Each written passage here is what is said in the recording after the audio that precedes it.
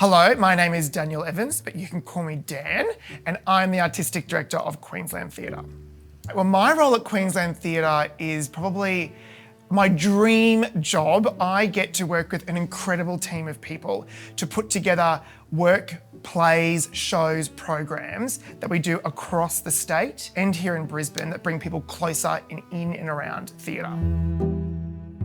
I grew up in QPAC. In fact, I actually attribute where I am right now and my role as a director to this amazing place.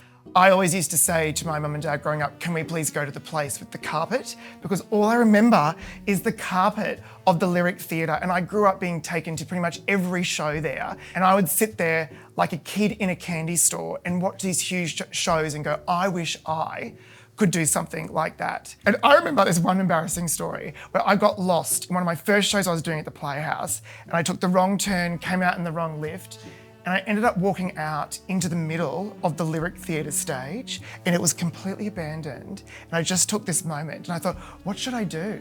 And so I just shouted, hello, it's nice to meet you, out into this entire space. And that was like just a magic moment for me. Something really special happens when QPAC and Queensland Theatre get together. I think it's almost like we soup up, and it's almost like we're playing for State of Origin, and it feels like this big two superpowers getting together and going, all right, if we're going to do it, let's dream bigger, let's be bigger, and let's make something that our entire state can be proud of.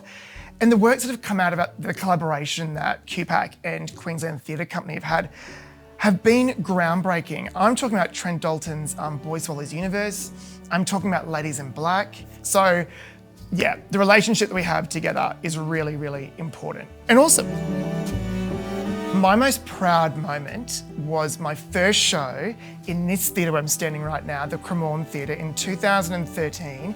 It was a small show, but a big show. It was called The China Incident, and it featured Barbara Loeing, one of my personal heroes. And it was such a special show for a number of reasons, but the biggest one was me finally being able to make my main stage debut in this building. And as someone who's grown up here, I can't tell you the feeling I had on opening night, watching a show that I'd created, being in the venue.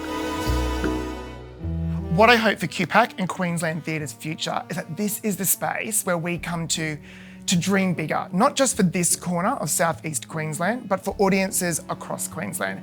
Because if we can bring more theatre to more people, that is a brilliant future.